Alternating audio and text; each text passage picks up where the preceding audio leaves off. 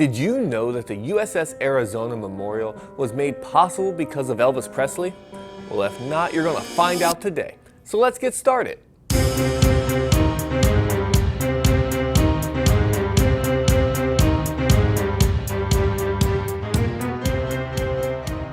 How's it going, everybody? Welcome to Virtual History 360. I'm Mr. Wade, and today we are talking about the attack on Pearl Harbor.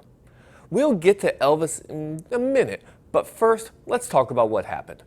Sunday, December 7th, 1941. It was supposed to be a day of rest for the military soldiers at Hawaii's Pearl Harbor Naval Base on the island of Oahu. But at 7:55 a.m., Japanese fighter planes zoomed in without warning and attacked the United States Pacific Fleet in the harbor. Thousands of lives were lost that day. It was, as then President Franklin Roosevelt would call it, a day which will live in infamy.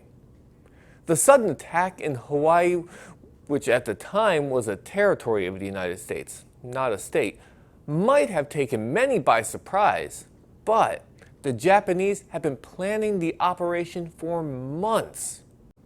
Admiral Isoroku Yamamoto, who was commander-in-chief of the Japanese naval forces and architect of the Pearl Harbor attack, didn't want to fight with America.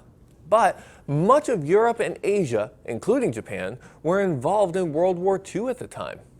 Yamamoto wanted to take over certain countries in Southeastern Asia and use their oil to help fuel Japan's military vehicles as well as their naval fleet. But because the U.S. base in Hawaii was relatively close to these countries, the Japanese worried that the United States would send soldiers from Pearl Harbor to defend the nations if they were attacked. By destroying the U.S. military presence in the region, the countries Japan wanted to target would be left vulnerable.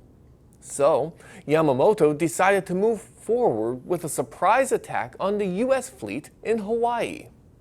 So on November 26, 1941, 31 warships carrying fighter planes and bombers slipped from Japan into the North Pacific.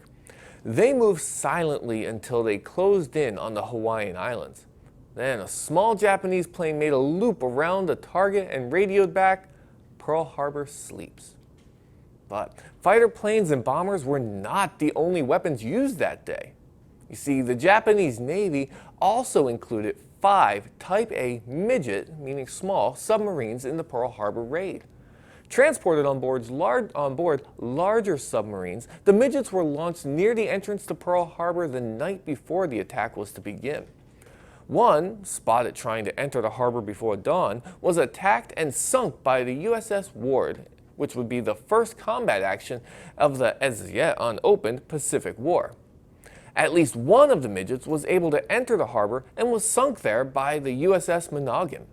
Another, the HA-19, which was unsuccessful in its attempts to penetrate Pearl Harbor, drifted around to the east coast of Oahu and was captured there the day after the attack. Now, back to the main attack, okay? Let's talk about dawn. At dawn on December 7th, 350 planes launched in 2 waves from Japan's ships. The bombers dropped bombs on American warships below, while the fighter planes targeted the U.S. aircraft on the ground so they couldn't fight back. Following both attacks, 19 U.S. naval vessels were sunk or damaged. 188 aircraft were destroyed.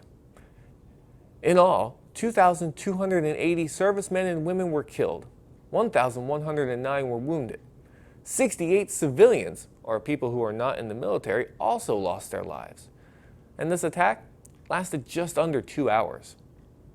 Repair crews went to work on the ships right away. And except for the USS Arizona, Utah, and Oklahoma, every damaged ship returned to sea. The day after the attack, the United States declared war on Japan, officially entering World War II. In the nearly 4 years that followed, the U.S. Navy sank all of the Japanese aircraft carriers, battleships, and cruisers that had participated in the Pearl Harbor attack. The United States and its allies, Britain, France, and Russia, and among other countries, eventually won the war, defeating Japan and its allies, Germany and Italy. But what about Elvis, the guy I mentioned at the beginning of the story?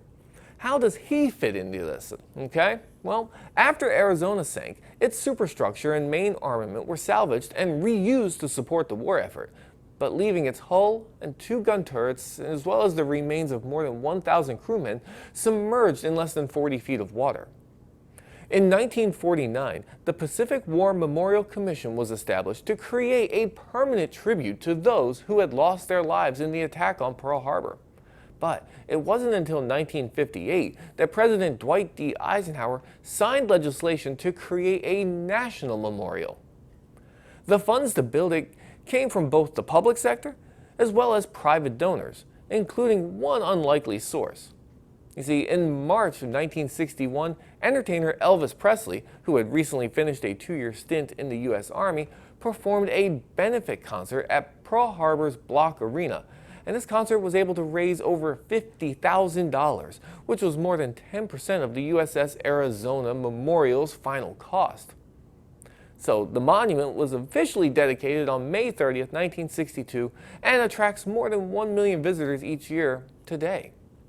So what about you? Were you one of those visitors? Have you ever been to Hawaii or Pearl Harbor yourself? If you have, tell me in the comments below. While you're there, go ahead and hit that like button for me. I love the engagement, and we want to let YouTube know to share this with everyone, right? And don't forget to subscribe if you haven't already. If that button is red, let's turn it gray. And check these out. Be sure to check out these other videos that you see to the side here. I have other history videos, U.S. history, I have world history, I have civics, government videos. I also have videos that I've shot in 360 that you can look all the way around. So go ahead and check them out because I know you're going to like them. All right. For Virtual History 360, I'm Mr. Wade. I'll see you next time.